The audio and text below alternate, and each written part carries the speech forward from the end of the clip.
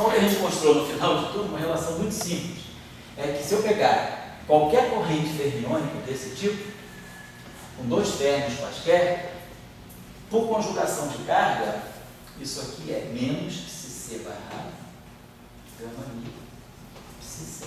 Então, se eu faço uma transformação de conjugação de carga numa corrente fermiônica desse tipo, eu ganho essa coisa. A transformação de conjugação de carga não traz para cá, com esse sinal menos. Era isso que eu quis fazer nesse vídeo, nessa meia hora que a gente perdeu esse tempo aqui. Então, eu estou querendo dizer que, do ponto de vista da conjugação de carga, eu sei como é que essa matriz aqui se transforma. Só para lembrar esse resultado. Então, esse resultado é geral. Só que, claro, na matriz aqui, for gama mi. Se a matriz aqui não for gama mi, se eu tivesse esse bilinear fermiônico, psi barrado, que, se eu fizer uma conjugação de carga em cima disso, quando eu faço uma conjugação de carga em cima disso, essa grandeza aqui, psi barrado aqui, conjugada de carga, levando em conta que os exteriores anticomutam, essa grandeza aqui é psi c barrado, psi c. Ela fica sem sinal menos. O problema é quando eu tenho a matriz gama mi. Se eu pegar psi barrado, gama mi aqui, e fizer o conjugado de carga, vai me dar. No fundo, a corrente é tipo a corrente eletromagnética, né? O conjugado de carga dela deveria trocar o sinal dela, de fato é o que está acontecendo. Isso aqui é menos psi c barrado gama mi psi c. É 5 menos. Então, uma operação de conjugação de carga vai me fazer.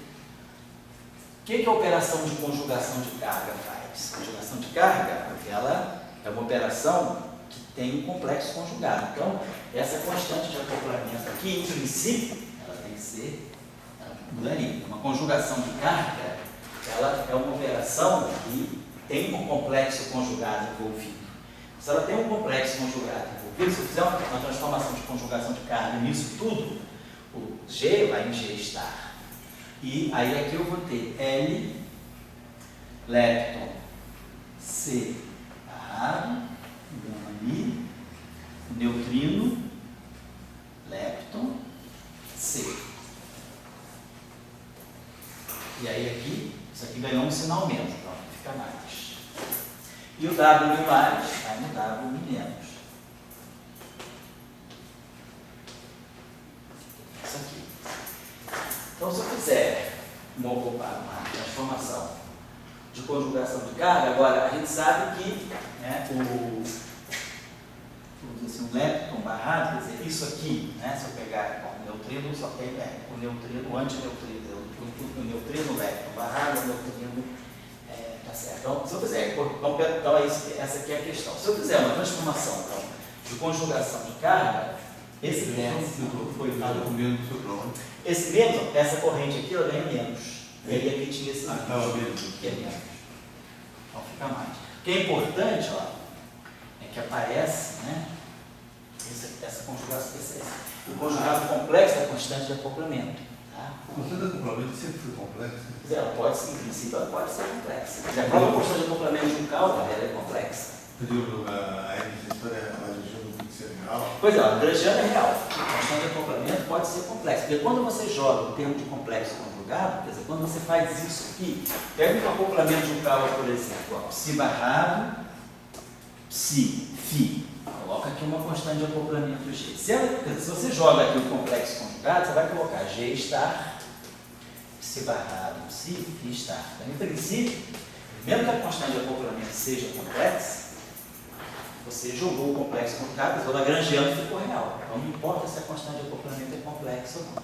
A única coisa que é, se a constante de acoplamento é complexa, ela tem uma fase. Será que essa fase é relevante ou não é relevante? Então, em princípio, a gente incorpora a fase da constante de acoplamento no campo complexo e fica com uma constante de acoplamento real. Isso é possível fazer, mas nem sempre é possível fazer. O que a gente vai ver no setor de quarks, isso não vai ser possível fazer. Então, essa constante de acoplamento no setor de quarks, ela vai ter que ficar complexa. E é isso que vai fazer a violação de CP. Agora, deixa eu apagar aqui um instantinho só. Então, isso aqui foi a transformação de C. Então, eu fiz uma transformação de conjugação de carga aqui. Então, se for G está, quando eu faço a conjugação de carga aqui, ficou tudo assim, o W mi mais vai em W mi menos. Se eu fiz uma transformação de C, se eu fizer uma transformação de paridade, esse cara aqui, então sendo uma transformação de paridade, essa combinação aqui, o que acontece, o que ocorre quando eu faço uma transformação de paridade em cima desse espinor aqui? O que é uma transformação de paridade? A transformação de paridade é gama zero, psi.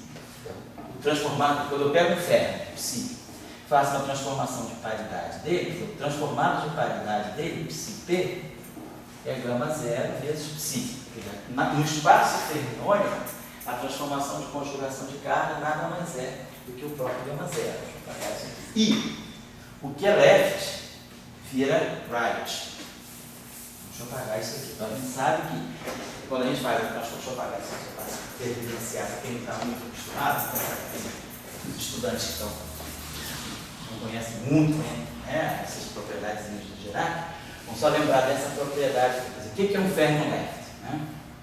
Fermo left é 1 mais gama 5 sobre 2 psi. Se eu fizer uma transformação de paridade, psi left transformado de paridade, vamos chamar de linha transformação de paridade. Isso aqui vai ficar 1. Então, o que é a transformação? Então, vamos lembrar, qual é o papel da transformação de paridade? Qualquer que seja o fermo, transformação de paridade, ela faz isso. Psi' é gama zero psi. Eu multiplico o fermo por gama zero. Isso aí corresponde à transformação de paridade na equação de Dirac. Então, se eu fizer uma transformação de paridade aqui, vai ficar psi left linha. Que é o quê? É gama zero vezes o próprio psi left. Vezes 1 mais gama 5 sobre 2 psi. Então, se eu passar isso aqui para cá, vai ficar 1, gama zero, onde comuta com gama 5. Fica menos gama 5 sobre 2, gama zero psi. Então, o transformado, quer dizer, o psi left transformado de paridade, isso aqui é right. A parte right é o psi' transformado de paridade, right. Então, a transformação de paridade, ela pega uma coisa que é left, quando ela transforma o objeto left, ela traz um objeto right. Ela pega, quer dizer, a transformação de paridade leva left e right. Essa aqui é a moral da história aqui. Quer dizer, a gente fez isso aqui. Ó. O psi left linha é o psi' right. Quer dizer, o transformado de paridade de um objeto left, no final do dia, é um objeto right. Quer dizer, é a componente right transformado de paridade do ferro. Então, a transformação de paridade, ela leva left e right. Então, quando eu fizer uma transformação de paridade, esse cara aqui vai ficar um psi right. Só que ele vai ser um psi right conjugado de carga. Então, conjugado de carga do psi right é o psi left. Então, esse termo, quer dizer, quando eu fizer uma transformação de paridade, então essa combinação aqui, isso aqui é um vetor. Isso aqui também é um vetor. Então, isso aqui é um objeto que é massa de paridade. Então, se eu tiver, quando eu fizer uma transformação de paridade agora no que é left fica right. Mas o right conjugado de carga é o conjugado de carga do left. Então, isso aqui vai ficar alguma coisa, fica left. Então, depois da transformação de paridade, eu volto a ter left aqui e volto a ter left aqui. Isso aqui. Então, a transformação de paridade, ela me faz. E tem os gama zeros aqui e tem esse objeto gama mi aqui. Esse objeto, quer dizer, o gama mi, o w' é um verdadeiro vetor. Então, esse objeto aqui, a invariância de paridade dele, e aqui vocês observam, que está com a ordem trocada, né? Então, esse aqui tem um sinal menos devido à anticomutação. Então, o que é crucial para a transformação de invariância de CP, basta isso, é que a constante de acoplamento seja real. Se a constante de acoplamento for real, esse objeto é invariante de CP. Então, o que acontece? A constante de acoplamento de Gauge é real. Então, essa invariância, a invariância de CP desse acoplamento aqui está garantida. Então, aqui nós não temos quebra de CP. Então, aqui é CP invariante. A diferença que eu quero chamar a atenção, que não na outra ainda, aqui é 2 vai ser importante, é que quando nós introduzimos os quartos, essa constante acoplamento aqui, que vê a corrente carregada, ela vai ficar com uma fase que não pode ser absorvida. Essa fase é física, é a fase que fica na matriz de Kabiko-Kobayashi-Mascal. É essa fase aqui que tem vínculos experimentais, que é medida. Então, nós sabemos qual é o valor dessa fase na matriz de Kabiko-Kobayashi-Mascal. É o que vai violar a CP do setor de quarto. Eu estou só preparando que essa corrente carregada, que se acopla com W+, se acopla com W-, no setor de elétrons, ela não vê violação de CP. No setor de quarto, ela vai ver violação de CP. Isso aqui tem relação com uma discussão que está correndo aí na literatura, que é a medida do momento de dipolo elétrico do elétron. A medida de momento de dipolo elétrico do elétron, ela é uma medida que reflete, quer dizer, se o elétron tem um momento de dipolo elétrico, o momento de dipolo magnético dele está lá, não é um problema. Mas a medida de momento de dipolo elétrico do elétron viola CP, né? Porque se eu pegar a interação magnética, ela é sigma, né? Quer dizer, ela é spin em escalar B. Então, se eu fizer uma transformação de conjugação de carga, né? Isso aqui não muda. Se fizer uma transformação de paridade, o spin vai em menos spin, o campo magnético vai em menos campo magnético, por isso aqui é invariante. Mas se eu fizer uma interação de momento de dipolo elétrico, quer dizer, T, momento de dipolo elétrico, vamos chamar de T, né? Do elétrico escalar é a interação de dipolo elétrico, é isso aqui, o momento de dipolo elétrico escalar é. Só que o momento de dipolo elétrico, né, por invariância relativística, ele tem que ser paralelo ao spin. Então, isso aqui, de uma certa maneira, é o momento de dipolo elétrico do elétron vezes o spin do elétron. Escalar é. Então, quando eu fizer uma transformação de conjugação de paridade, isso aqui muda, mas isso aqui não muda. Então, a interação de dipolo elétrico, ela viola CP. Ela viola P, mas não viola C. Então, ela viola CP. Ela não viola CP, mas ela viola CP. Então, a violação de CP, ela está ligada ao momento de dipolo elétrico do elétron. Na eletrodinâmica quântica, na QED, o momento de dipolo elétrico do elétron é 0. O modelo padrão prevê um valor muito pequeno, porque a violação, a existência de um momento de dipolo elétrico está ligada à violação do CP. E o modelo padrão, ele viola CP. Ele viola CP no setor de quartos, não no setor de elétrons. Então, a mensagem que a gente tem disso é que provavelmente o momento de dipolo elétrico do elétron, que é medido experimentalmente, que é muito pequeno, mas que é medido experimentalmente, ele deve vir devido a processos virtuais envolvendo os quartos. Então, eu tenho processos virtuais que vão levar à violação de CP e que não o momento de dipolo elétrico do elétron. Eu estou chamando a atenção desse fato, porque essa questão é uma questão importante hoje em dia. De qualquer maneira, no setor de quartos, independentemente do momento de dipolo elétrico do elétron, no setor de quartos, esse mesmo acoplamento ele vai violar CP. Vai violar CP porque vai aparecer uma constante de acoplamento complexa, como uma fase, que vai sobrar, que não vai poder ser absorvida. É isso que eu quero chamar a atenção. Então, a estrutura do setor de elétrons, a estrutura de correntes carregadas é bem simples. É isso aqui. É uma corrente carregada que é formada pelo lepton e pelo neutrino associado a ele e que se acopla com o dado. Então, isso aqui é a estrutura da corrente carregada. A corrente neutra, como a gente está observando, ela está aqui. Então, nós temos corrente neutra, é tudo que não viola, que não muda a carga. Vou botar isso aqui. Também. Então, que não muda a carga. Então, aqui nós temos interação do neutrino no elétron. Vamos ver as correntes neutras do neutrino. Então, isso aqui é uma corrente neutra. Então, menos G sobre 2, vamos botar isso. Vamos botar neutrino left. E o neutrino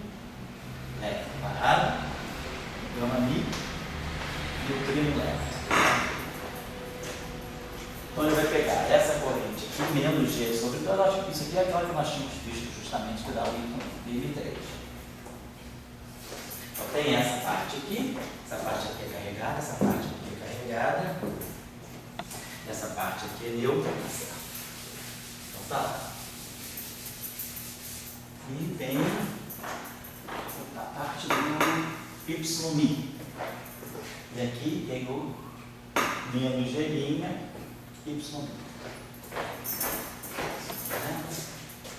Então essa aqui,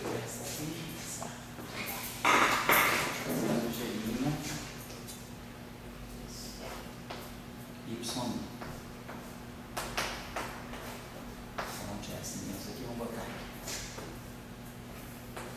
Então tá aqui, essa corrente aqui é neutra, então esses dois campos aqui estão se acoplando à corrente neutra. Então, depois esse campo aí que eu usei. Aí a gente depois tem as correntes neutras no setor de elétron. Essa corrente neutra do neutrino. Agora a corrente neutra no setor de elétron. Essa aqui está pegando o lepton-left. Essa aqui está pegando o lepton-left também. Então tem esses dois setores aqui. Então nós temos a parte light, né? Então nós temos aqui mais lepton, vamos pegar aqui mais lepton errado. Quando a gente chama corrente neutra, a gente chama todo termo, inclusive com a interação assim. A gente chama o termo de interação com a corrente neutra. A corrente neutra é essa aqui, e isso é o termo de interação. Mas quando a gente chama, ele está chamando. Vamos chamar o termo de interação. Então ficou lá. L aqui, G sobre 2 sobre 3.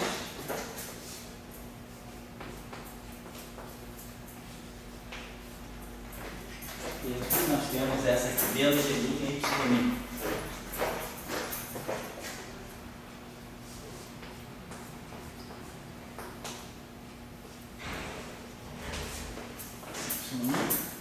E depois temos esse aqui, mais 2. E aí nós temos aqui mais lepton está errado. Gama mi. Lepton right. E aqui 2 G'.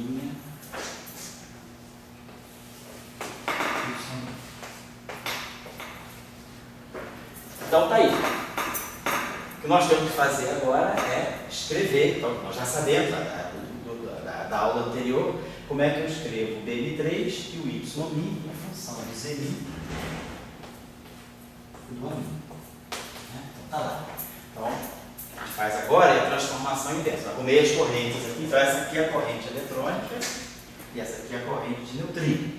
Então agora eu vou substituir esse cara aqui, quer dizer, todos esses caras aqui.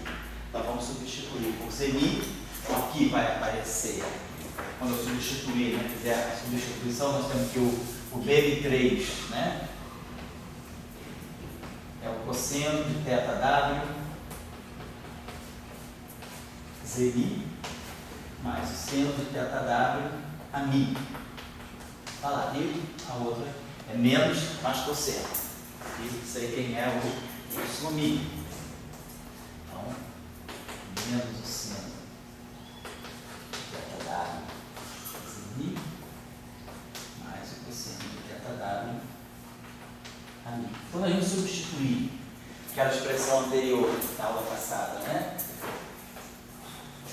Do Z e do A, só inverter aquela matriz, e aí a gente coloca aqui. Então a gente vai ter uma parte da corrente neutra, né, do neutrino, a parte da corrente neutra do neutrino que envolveu o fóton. Quer dizer, colocando tudo isso aqui, a gente vai ver que o fóton vai ficar completamente livre. Automaticamente as relações, quer dizer, sabendo quem é θW e sabendo G e G', quer dizer, as relações que nós temos entre θW e G', que é tangente de θW igual a G' sobre G, a gente usando essas relações aqui, a gente vê que vai ter uma corrente de neutrino que se acopla só com o ZI e vai ter uma corrente que vai sair no final, a corrente eletromagnética correta que se acopla do elétron, corrente eletromagnética do elétron corretamente vai ter lepton barrado, gama mi lepton, mais lepton right barrado, gama mi lepton right, que é a corrente, esse aqui é o psi barrado, gama mi psi do elétron, com fóton. E claro, vamos ter também uma parte o foco elétrico também se acopla com os emite, vai ver que vai aparecer. Só que não vai aparecer aqui com sinal mais, vai aparecer aqui com sinal menos. Quando a gente substituir tudo isso aí, a gente vai ver que o neutrino vai aparecer acoplado com os emite, apenas. O elétron vai aparecer nessa combinação acoplado com a Mi, e quando aparecer com o Zemi, vai aparecer assim, se fazendo cálculo, você vai ver que vai dar isso aqui. Mas essa combinação aqui nada mais é do que o psidoelétron, barrado, gama Mi, gama 5, psidoelétron, Zemi, que é justamente a parte, né, a corrente axial do elétron se acopla com o Zemi, quer dizer, esse sinal menos aqui, quando eu escrevo em termos das componentes de quiralidade, esse sinal menos, ele vem daqui, dessa combinação. Se eu quebrar essa relação aqui, left e right, vai ficar left barrado, gama mi left, menos right barrado, gama mi right. Quer dizer, essa combinação aqui é exatamente isso aqui. Não aparece nenhum left ou right sozinho. Não, do elétron não. O elétron vai ter sempre, o elétron sai automaticamente o left e o right juntos, para formar ou a corrente eletromagnética ou a corrente axial. E o neutrino fica puramente left, porque não tem neutrino right mesmo. A minha história para mim, esses são os pontos, assim, porque você iniciou com quebra de paridade, Isso. com right, left, mas na hora da corrente não são típicas. Na hora da corrente? Do elétron? Assim, eu diria que sim, porque por causa desse sinal aqui. Ó. Não, mas você aparece com o elétron com gama assim. Pois é. Então, tá legal, mas se você recupera o elétron. Não, tá certo, você recupera o elétron, está sempre lá. Só que a interação do elétron com o fóton, ela tem uma característica diferente da interação do elétron com o Zemi. Porque na interação do elétron com o fóton, as duas componentes de quiralidade, elas têm o mesmo, a constante de acoplamento do elétron left e do elétron right com o fóton é a mesma. Agora, a constante de acoplamento do elétron left ou do elétron right com o Zemi é um sinal oposto. Então, é aí que você vê a quebra da paridade. A QD vai além, né? Isso, eu recupero a QD e vou além. Agora, então, nesse além, a pergunta que eu poderia ter, será que não poderia fazer conta que isso aqui não desse para recuperar o elétron, ficava no left e no right? Certo. Então você estaria descobrindo a partícula left e a partícula right. Sem dúvida, aí sim. Síntese. A interação com o fóton, por exemplo, é diferente. Pode ter sido um desafio. Essas coisas da LHC aí, esse lado left e right, não é só uma coisa pictórica, é uma coisa que tem uma interação diferente um com o outro. Tá certo, então, tem modelos que o lado isso realmente quebra. Não está no grupo de Lorentz, então está na interação. Certo. Você não vai da interação. A interação, no caso, você recupera a coisa. Porque eu acho que nessas discussões aí, falando de futuro, como é que de bola de cristal, de início do ano, acho que o que vai acontecer? O que vai acontecer? A pergunta é que uma das coisas com 14 TV, será que com 14 TV não vai quebrar o grupo de Lorentz? Certo. Então, a questão que a gente discute, né? Será que a gente quebra Lorentz, nada no modelo para não quebrar o quebrar a Lorentz. Quebrar o grupo de Lorentz é o seguinte: o grupo de Lorentz tem constituintes left e right. Meio, 0, meio. Tá certo. Ele disse que, olha, tá isso aqui. Daí eu quero dizer, bom, então vamos ver agora na minha corrente de interação. Na corrente de interação você terminou com aquilo ali. Certo. Você terminou com o 0, meio mais meio 0 como teu constituinte. E não o 0, meio isoladamente. Certo. Entendeu? Os quarks. Não, estou entendendo. Porque se ele distinguir partícula meio zero da partícula, quer dizer, o elétron meio zero é diferente do elétron zero dele. Meio, para o grupo de Lorentz. O quark é que ele encontrou. Mas na tua interação você não encontra. Mas nessa teoria, na eletrodinâmica não. Já partiu, mas nessa teoria você começou com as duas coisas diferentes. Já comecei. Mas no final você reencontra o elétron. Você reconstitui o elétron. A parte left e a parte right, eles se juntam, né? E você fica com um elétron único. Exatamente. Seja nesse vértice, que no vértice é eletromagnético, é verdade. Isso mesmo. Tá? E esse é o ponto de meditação. Esse é o ponto de meditação. Daí pergunto, será que o 14 tem a ver? Porque se você está levando o grupo de Lorentz a sério, ele tem que ser um quark. Por que os quarks não aparecem? Tem confinamento. Então a 14 tem a ver, vamos ver se tem confinamento. O grupo de Lorentz, as representações eram isso. Por que não vai aparecer? Vamos ver se a 14 tem a ver aparece ou não.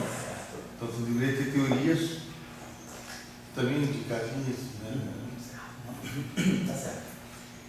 Perfeito. Então, a estrutura das correntes fica clara. Então, nós temos corrente neutra de neutrino e, claro, corrente neutra de elétron. A corrente neutra de elétron interage com o fóton e interage com o Zeeman. Na interação com o fóton é sem o gama-5.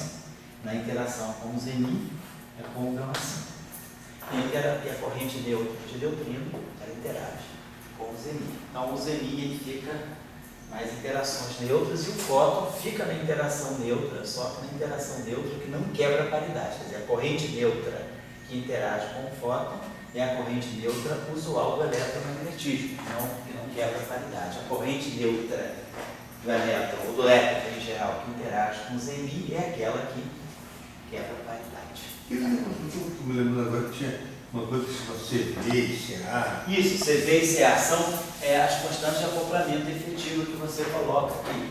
Quer dizer, isso aqui te mostra que, por exemplo, isso aqui seria o CA, quer dizer, a corrente que acopla com o Zeeman, e a corrente CV é a corrente que se acopla com o fóton. Na linguagem antiga, na linguagem de teoria eletrofrágil construída lá Fermi, né? Que você introduzia as interações à mão, sem simetria de gauge, você tinha aquelas constantes de acoplamento CV. Em nenhum caso houve a constituição da elétron.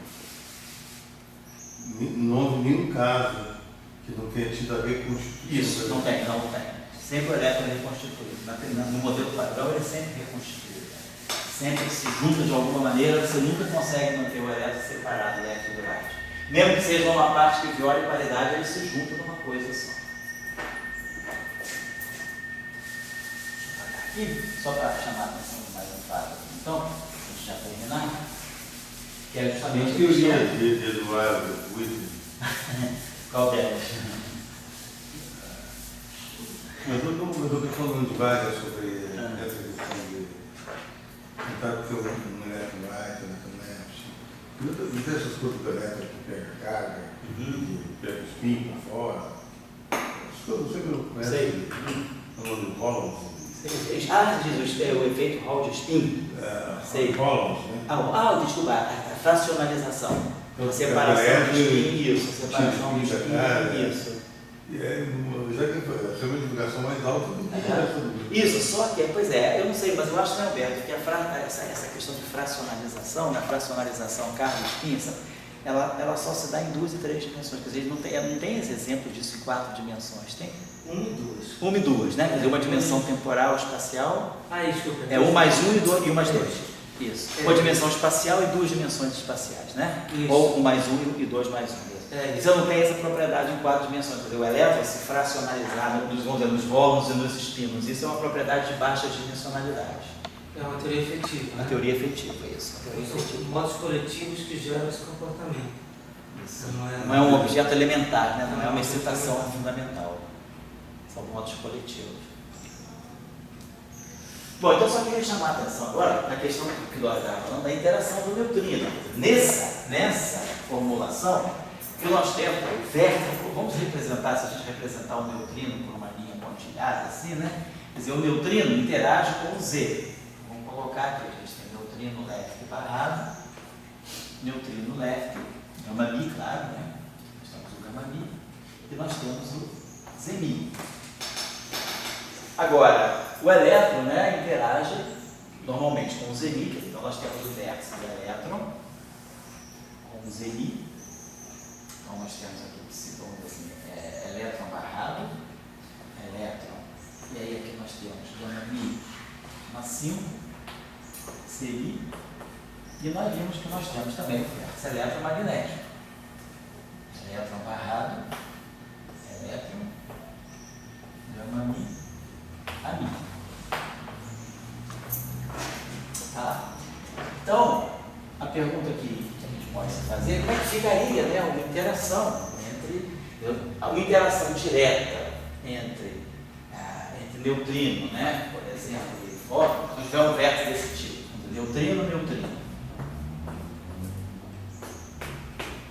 Então, o neutrino aqui só pode mandar um Z, né? O neutrino interage trocando Z's. Agora, o Z, então aqui eu usei o único vértice vetorial do neutrino é o Z. O neutrino se acopla com o Z. Claro que ele se acopla com o Higgs também.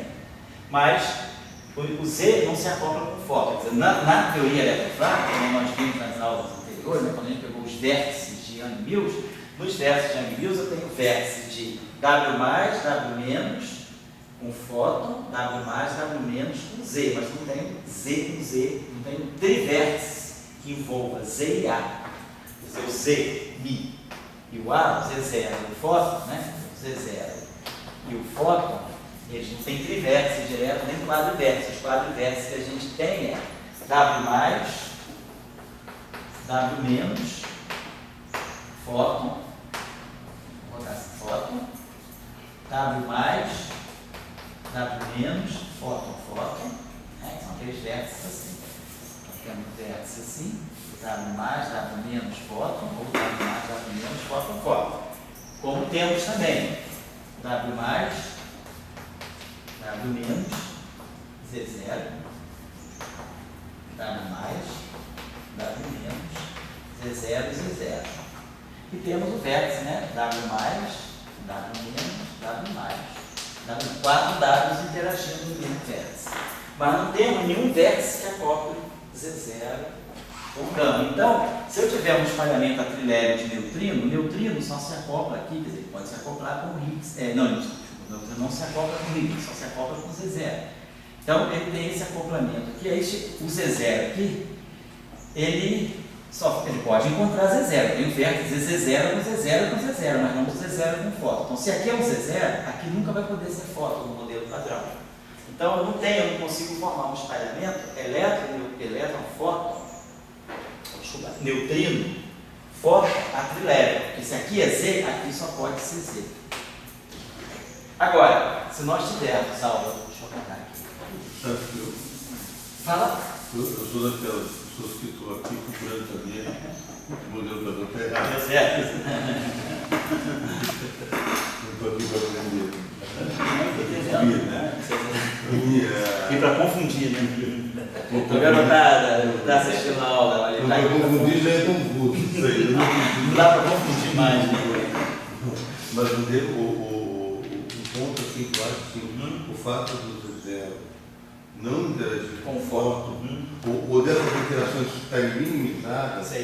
Só que eu acho o seguinte, por isso que no início da aula a gente sempre discutiu isso, né? Tem três situações do modelo padrão. Tá? Uma, a carga, certo? E a lei da carga de Maxwell. Certo. Segunda, a paridade. E terceira, o Higgs. Agora você chegou aqui no estado final da coisa. Aqui já está no seguinte da massa, não interessa mais isso. São os gráficos, o que vai acontecer, como é que você vai montar os processos. Então, a partir daqui, o grupo do Solinário começa a fazer seus cálculos. Bom, então o que acontece é o seguinte, a gente nota claramente a questão da carga. A carga, você bom, a carga era só transmitida pelo fóton. Não, uma carga, por que não pode ter um fóton, não pode ter um Z0, e não pode ter um W mais ou menos transmitindo a carga? Não tem nada mais. A carga é uma coisa que para ser transmitida, num fóton sem massa, um fóton com massa. Então, Z0 sabe mais ou menos, podia ser fóton carregado. Como a gente está usando o sistema símbolo, ele está respeitando a terminologia de Z0 e Z. Mas aí, eles, entre si, por que eles não estão plenamente interagindo? Certo? Eles não estão plenamente interagindo. E aí, então, para mim, esse é um ponto assim, que eu vejo nesse estado final agora, que nós vamos apresentar a teoria, eu acho que a não universalidade das interações é uma questão a se discutir, sabe? Assim, Quer dizer, muitas vezes a gente discute uma normatividade, tudo bem, uma ponta da matemática. Mas aqui é o seguinte, eu quero que as interações sejam o mais genéricas possíveis e não restritivas. Esse é um ponto que eu procurei discussão. Tá legal. Eu acho que seria interessante realmente a gente, por exemplo, aprofundar nisso, porque, por exemplo, não é coincidência. O que tem, vamos dizer, o que tem aí na teoria eletrofrágil? Quer dizer, aonde é que está, vamos dizer, a questão que você identifica é a seguinte: por que o Z0, entendeu? Auto-interage com o Z0? Ele também interage com o Higgs, vamos esquecer o Higgs, porque o Higgs é um escalar, mas por que o Z0 não pode interagir com o fóton? Quer dizer, o fóton interage com W mais W menos. Fóton, W mais W menos. Agora o Z0 é a mesma coisa, mas por que o Z0 e o fóton não se misturam? Então, isso é uma coincidência, né? Você quando escreve lá, quando você escreve a dinâmica de Young-Mills, você ainda não está pensando nisso. Em princípio, todo mundo interage com todo mundo. Do momento que há a quebra espontânea da simetria, que você identifica dois autoestados de massa ortogonais, o que você chama de fóton e o que você chama de Z0, isso, quer dizer, essa combinação especial de BM3 com YMI, que vem lá do Guilherme Nishijima, ela é determinante para cortar todas as interações entre Z0 e fóton. Por exemplo, por que eu não tenho interação desse tipo? Z0, fóton, Z0, fóton, como eu tenho aqui nos W. Por que o W mais e o W menos, que vem do SO2, interage com os fótons dessa forma, vocês veem isso aqui, e o Z0, que também vem do SO2, não segue o mesmo padrão. Claro, esses caras aqui têm carga, tudo bem, então o objeto que tem carga, nada mais natural do que interagir com o fóton. Mas do ponto de vista do SO2, em princípio, e do 1, né, está todo mundo misturado naquela ação de Young-Mills, eu poderia, em princípio, ter Z0, fóton, Z0, fóton. Por que isso aqui, que estaria lá, automaticamente acortado? Não é uma coincidência, mas eu também não quero justificar isso por uma equação, dizendo, é por causa do cosseno de θW. Tudo bem, isso aí, na prática, é como se a coisa se materializa dentro do formalismo. Mas, do ponto de vista da física, por que é que automaticamente a física da teoria eletrofraca, ela dissocia a interação do Z0 com o fóton? Por que o Z0 vai para lá, interage com quem ele quiser, e o fóton vem para cá? Se no fundo o Z0 e o fóton, ele determinam dois mundos. Tudo que é Z0 é processo fraco e tudo que é fóton é processo eletromagnético. O W+, ele, vamos dizer, ele é um objeto, assim, meio universal, ele está em cima do muro. Ele interage tanto com o Z0 quanto com o fóton. Então, o W+, e o W-, eles vão do lado do fóton e do lado do Z0. O neutrino não, ele fica só com o Z. Agora, o Z0 e o fóton, eles determinam dois mundos distintos e eles não interagem, eles poderiam interagir. Claro, não vamos justificar matematicamente, que, claro, se você faz o cálculo lá, diagonaliza aquela matriz de massa, coloca, escreve o BM3 e o YMI em função de Z0 e do fóton usando os Weinberg, como a gente fez, os cálculos automaticamente mostram todos esses ventos, tudo se cancela. Isso é tudo bonitinho, mas tem uma física por trás disso. Qual é o fato físico determinante, né, que me leva ao fato do Z0, quer dizer, eu tenho uma estrutura não abeliana.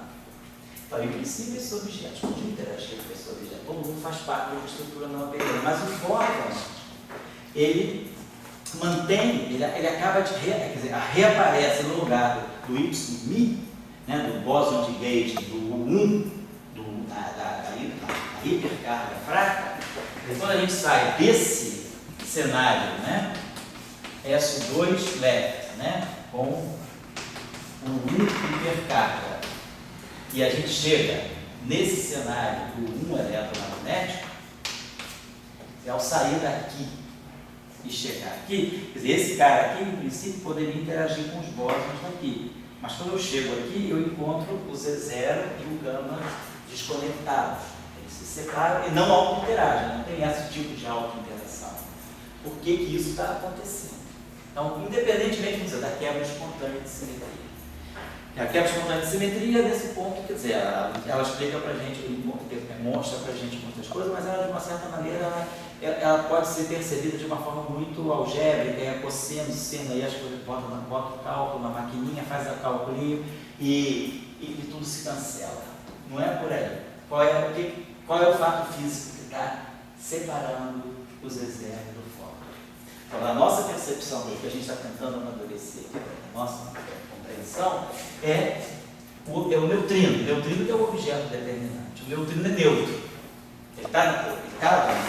Ele interage tanto com o bóson de Gauge DI3, quanto ele interage com o bóson de Gauge da hipercarga, o YI. Ele interage com os dois, mas ele não tem carga eletromagnética. Eu acho que é esse fato aí, é um fato físico mais essencial do que ficar dizendo cosseno de θW, você bota um cálculo e o cálculo cancela, não é por aí. Acho que o que a gente tem que perceber fisicamente, quer dizer, o elemento-chave dessa discussão é o fato do neutrino não ser carregado, e é o fato do neutrino, ele vai se acoplar a uma certa combinação que é ortogonal ao fóton. Eu acho que esse é o fato que a gente tem que explorar para compreender por que os zezé e o fóton já não deveriam interagir. Claro que você pode ter, formulações extra-modelo padrão e aí introduzir pequenos acoplamentos, pequenos desvios dessa situação. Zezé se acoplando com o fóton, mas o modelo padrão proíbe. Então, o modelo padrão proíbe por causa do neutrino. Eu acho que o neutrino é que é o elemento-chave. Eu não estou dizendo que eu respondi, estou dizendo que a gente identificou da onde a gente deve começar a discussão. Eu acho que o elemento-chave é o neutrino, não tem massa no modelo padrão, ele não tem massa, claro, e ele é neutro, ele não tem carga eletromagnética. Então, a interação eletromagnética dele é não mínima. Eu acho que esse é o ponto importante para a gente compreender. Eu vou tentar elaborar um pouco mais sobre isso. É que aqueles gráficos, não que eles estão mais. Aqueles quadriversos aí. Aqueles quadriversos, eles aparecem numa região que não é ligada à interação. Parece no setor de N-Mills. É uma coisa de N-Mills, por favor. E é uma coisa que no modelo funcional ali, será que essa turma toda está conservando a carga elétrica? Se você não está conservando, não. Por que você botou W mais, W menos e o gama? Está conservando a carga elétrica. Se não está mais o W, ali alguém tem que colocar. Aí não dá. Você tem uma explicação superior. Então, quer dizer, você conservando a carga elétrica, não tem mal nenhum você ter as interações. Daí, não conservando a carga elétrica, com fóton aí, não pode. Tudo bem, agora vai ter que ter uma explicação. Mas eu acho que a explicação genérica, quer dizer, é a conservação da carga elétrica. Se você tiver processo. Vamos vir por aí também. Então, vamos colocar esses elementos em questão. Vamos colocar o neutrino, então vamos colocar os elementos que podem estar em questão. É o neutrino, quer dizer, o fato dele ter massa zero, e o fato dele ter carga zero. Vou colocar a outra questão que você está levantando, que é a conservação da carga elétrica.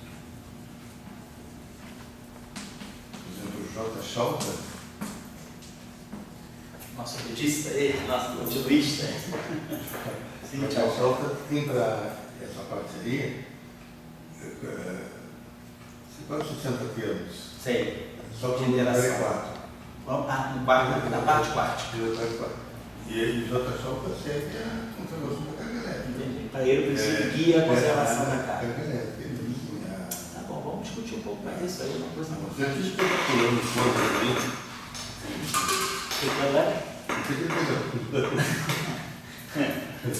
Ano novo, vida nova, né, Thiago? Já não tem mais isso, né? Mas o centro de assim, que eu pessoalmente, a única coisa que entendo dessa história toda, que é uma história delicada, é que, digamos, o eletromagnetismo que tem problema. Pular no eletromagnetismo. E eu não sei por que pular. Então, quer dizer, o que eu coloco é o seguinte: não existe ser zero, existe foto massivo, não existe estável mais ou menos, existe foto carregada. Primeiro estuda isso, cara. Primeiro estuda isso, vê direito isso. E aí só tem conservação da carga elétrica para você. Depois você começa a colocar outra guerrilha, que é contra o cima. Primeiro estudo. E daí eu não sei o que houve. Assim, Então eu te pergunto, você tem uma reflexão, o que foi que houve desde os anos 50 para cá, até os anos 50 foram para o eletromagnetismo, mas depois dos anos 50 para cá apareceu o gama 5.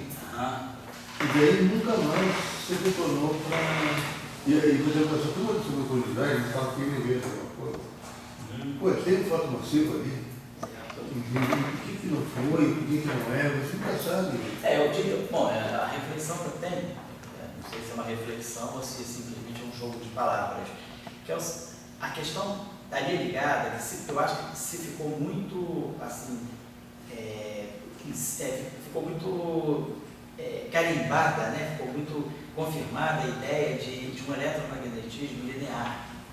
Então, certamente, se você tiver fótons carregados também, né? Então fótons massivos, neutros, interagindo com fótons normais, fóton usual, neutros de carga e massa zero, fótons carregados, massivos, isso aí certamente está puxando uma não linearidade do eletromagnetismo. Aí a gente pode dizer, não, mas tudo bem, uma teoria microscópica, né? Se eu for olhar o eletromagnetismo a distâncias cada vez menores, certamente eu vou me deparar com a não linearidade.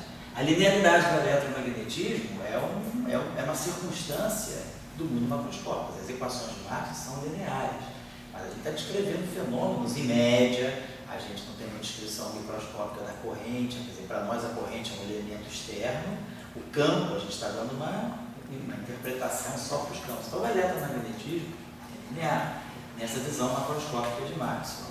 Mas do momento que a gente começa a querer assim, admitir efeitos não lineares do eletromagnetismo, eu acho que a gente está abrindo a porta para a existência de fótons também, vamos dizer, fótons mesmo, né, carregados. A questão que eu acho que na teoria eletroclássica ficou marcada, por que o W mais e o W- massivos não são fótons carregados, por que o Z0 não é um fóton neutro massivo e o fóton de Maxwell é aquele fóton neutro e de carga e massa zero, por que não se jogou assim para a terminologia de fótons carregados e fótons neutros massivos? Aí eu acho que a questão que entrou em jogo foi a constante de acoplamento. Quer dizer, os processos que envolvem, é uma questão de como é que você organiza a tua física. Os processos que envolvem W+, W-, né, Z0, eles são caracterizados por uma... Você descobriu-se essa constante de Fermi, que é a constante universal, que é diferente da constante eletromagnética. Então, você associou a esses fenômenos que envolvem o W, tem uma universalidade nesses fenômenos que é representada por essa constante de acoplamento, que ela assinala uma escala diferente para esse tipo de fenômeno. Então, acho que aí é uma questão de como é que você organiza a sua física. Você diz, bom, toda física ligada a W+, W- Z0, ela tem uma constante fundamental, que é a constante de Fermi, e que assinala a estimativa, né, das ordens de grandeza das seções de choque, dos decaimentos, que é diferente da escala eletromagnética. Então, como é que eu poderia interpretar W+, W- Z0 como fótons, de uma certa maneira, estendidos, né, como novos fótons, se eles estão ligados a uma outra constante de acoplamento que não é a constante de acoplamento típica do eletromagnetismo, que é a carga do elétron, que é, no fundo, a constante de estrutura firme. Então, eu acho que é porque, quando se começou, digamos, na década de 50, 60, a verificar esses processos fracos, se viu que tinha uma escala. Todo o jogo da teoria de Salandar-Schreiber é justamente ter uma teoria única, uma descrição única para duas escalas distintas. Você unifica duas escalas, você tem uma teoria única e, de repente, você descobre que, por uma transição de fase, você gera uma escala que separa os processos fracos dos processos eletromagnéticos. E você vê que esses Ws, esses Zs, além de eles interagem com os fótons, mas os processos que os envolvem exclusivamente, mas que não envolvem fótons, eles têm uma escala diversa. Então, é isso que marcou. Então, não deve ser fótons, são objetos carregados que nascem juntos com os fótons, mas eles não devem ser fótons carregados porque eles carregam uma constante de acoplamento distinta. Eu acho que a discussão foi por aí, pelo jogo de constante de acoplamento, pela existência de duas escalas distintas dentro da mesma formulação. Eu acho que é um pouco a reflexão que a gente tem que ir um pouco. Isso é uma reflexão, Eu gosto muito da redução, assim como da alteração. Certo. Acho que tem uma outra questão que eu quero também, a questão da simetria. Como é que o jogo era, como conduzir a simetria? Enfim, e você botar o eletromagnetismo, não tinha simetria. Quando eu fiz o tópico, com 54, já com a paridade de 56, foi se juntando e formando uma correnteza. Isso. Porque isso me é estranho. Eu entendo assim, das correntezas como se formam. O que me estranho é o fato de ter a correlação lá no produtividade, etc. E nunca houve uma disputa de não tem o fotomatismo, não. Ele confunde. Vamos continuar pensando sobre isso. Vamos parar a discussão por aqui. Eu estou só dando esses elementos que eu acho que a justificativa que eu acho que aconteça seja essa, mas eu acho que a gente pode explorar um pouquinho mais. Existe uma quarta justificativa que eu teria, que era a questão do abobrão. Abobrão? Eu acho que a tendência do físico sempre foi abobrão. O físico ele nasce abobrão e normalmente morre abobrão. Abobrão, você é o bolha, o cara bolha? Bunda mole. O cara que segue o sistema, né? Sei. Ele é um cara inteligente, entende? Qualificado, você não quer se arriscar.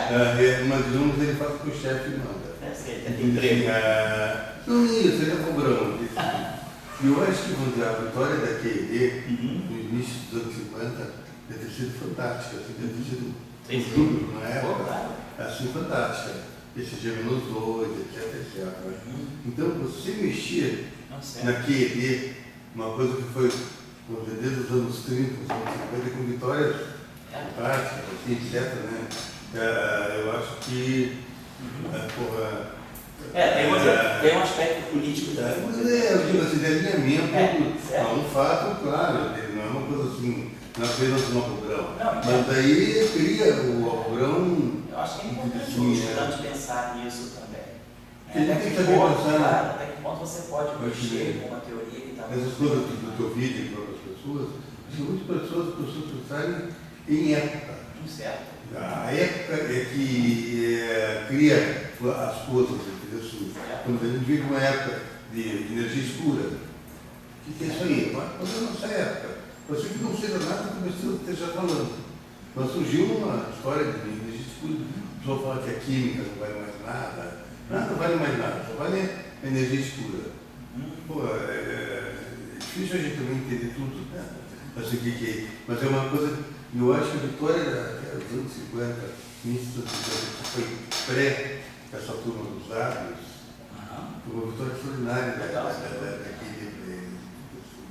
daquele trabalho do Chuí em 54, né? O da Chifre. Não, era do aquele cálculo do G-2? Esse é de 48. Mas teve um de 54. Aquele recalculo do Lambchifre? Eu acho que ali ficou mais ou menos. Eu não lembro assim, 54, mas é por aí. Eu acho que ali.